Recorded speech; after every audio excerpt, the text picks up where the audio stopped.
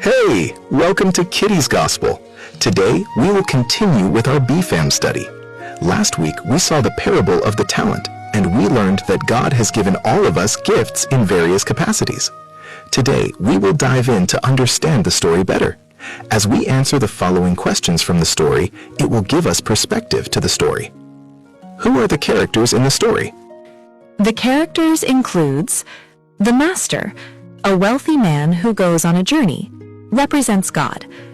The first servant, 5 bags of gold, given the largest responsibility. The second servant, 2 bags of gold, given a moderate responsibility. The third servant, 1 bag of gold, given the least responsibility. That is very good. Now, what are the actions of the characters in the story? The master entrusted his wealth to his servants, left on a journey, returned after a long time, settled accounts, rewarded faithful servants, judged the unfaithful servant. The servant with 5 bags immediately put the money to work, gained 5 more bags. Servant with 2 bags put the money to work, gained 2 more bags. Servant with 1 bag dug a hole and hid the money, did nothing productive with it. That is awesome.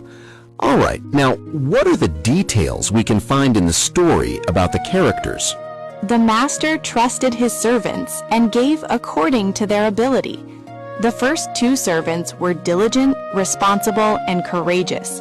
The third servant was fearful, lazy, and careless with responsibility. All servants were given something valuable, even the one with just 1 bag. Amazing! Now, what are the emotions we can see at different times from the characters in the story?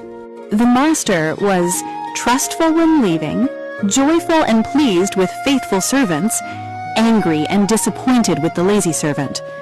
The first and second servants were confident and motivated at the beginning, joyful and proud when presenting their gain, happy when rewarded. The third servant was afraid of the master, insecure and doubtful, defensive when explaining his actions, ashamed and fearful at judgment. I believe it has been wonderful so far. Now, what were the choices that were made in this story, both right and wrong? Here are some of the right choices made by the servants. Using what was given, taking responsibility seriously, being faithful even with small things, acting immediately instead of delaying. Here are some of the wrong choices made by the servants. Acting out of fear, doing nothing with what was given, blaming the master, making excuses instead of taking responsibility. That was wonderful. What are the motives behind their actions?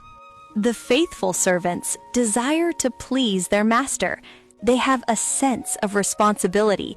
They trust in the master's expectations, while the unfaithful servant have fear, lack trust in the master, and prefer self-protection instead of obedience. That is perfectly put. Now, what are the right thoughts and right actions we can see in the story? Here are some thoughts. What God gives me matters. I am responsible for what I have.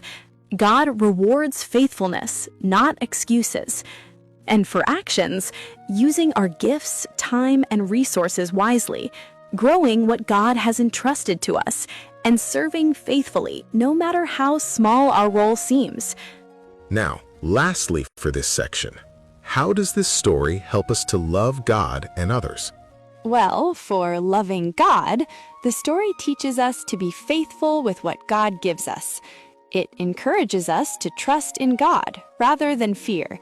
It reminds us that obedience brings joy.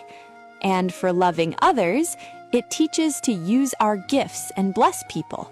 It shows us to serve instead of hiding our abilities. It encourages growth, effort, and responsibility in our communities. Thank you for staying with us. Remember, God has given all of us gifts. Ensure to use yours like the faithful servants. See you next week on our Kiddies BFAM studies. God bless you. Bye!